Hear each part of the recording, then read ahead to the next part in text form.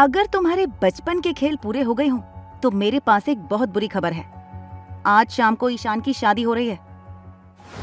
देहरादून के प्रसिद्ध संस्थान दून कॉलेज ऑफ इंजीनियरिंग में ब्लैक लेदर जैकेट, नीली डेनिम और काले बूटों में काली बुलेट पर नैना रावत बड़ी तेजी से वॉशरूम की ओर भागी, जहां उसकी सहेली मेघा उसका इंतजार कर रही थी।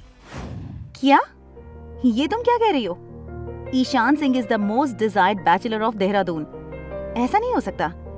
मैं जानती हूँ कि ईशान भी मुझे पसंद करता है। फेस्ट वाले दिन जब उसने मुझे अवार्ड दिया था, तब उसे देखकर मुझे ऐसा लगा जैसे उसके दिल में भी मेरे लिए फीलिंग्स हैं। देखो, ईशान ने बस एक बार तुम्हारी जान बचाई थी, पर इसका मतलब ये नहीं कि वो तुम्हें पसंद करता है। मुझे पता है तुम्हें बुरा लगेगा, पर ये तुम्हारे लिए रियलिटी चेक है। मेघा, आज मैं उससे बात करूंगी और उसे सब कुछ बताऊंगी। तुम मेरी सबसे अच्छी दोस्त हो, है ना?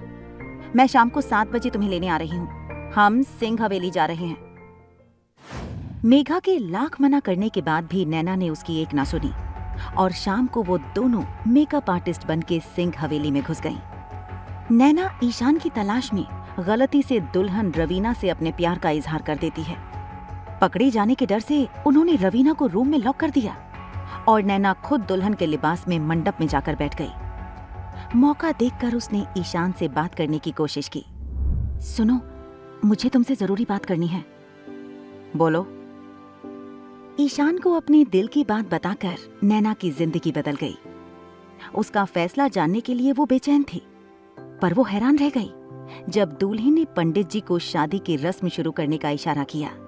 नैना को विश्वास नहीं हो रहा था कि ईशान उससे शादी के लिए राजी हो गया। फेरे होने के बाद जब दूल्हे ने सेहरा उठाया तो नैना को अपनी आंखों पर यकीन नहीं हुआ। तुम कौन हो? तुम ईशान नहीं हो? ये मुझसे क्या हो गया? मैं गलत शादी में आ गई क्या? मुझे माफ कर दो, मुझसे बहुत बड़ी गलती हो गई। मुझे जाना होगा। तुम कहीं नहीं जाओगी।